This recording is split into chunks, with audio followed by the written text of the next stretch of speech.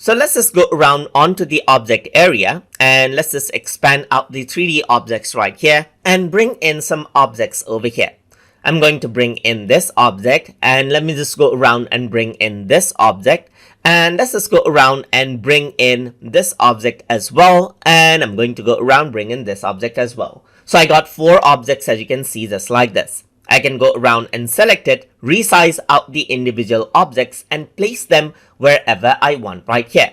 But if I want 2 of the objects to work around as a single object, if I want to let them behave as a singular object, then I can click and drag around 2 objects as I wish, and then I can right click and then I can group them out right here, just like this. So now they act as a single object.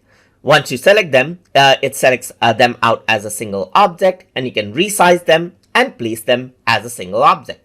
Similarly, you can go around and select out other objects right here, and on the top you have the group option. The shortcut key for it is Ctrl-Z, as it shows right there.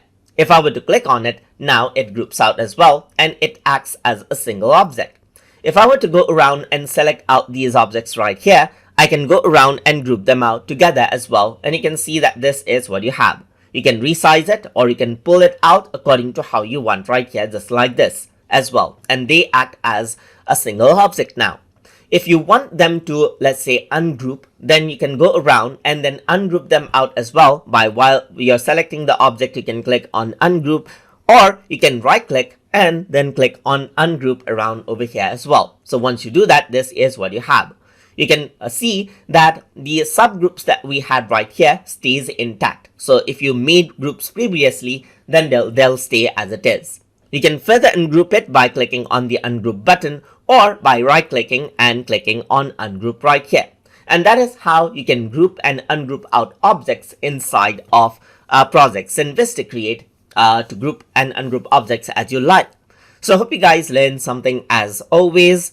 And as always, please like, comment, share, and subscribe.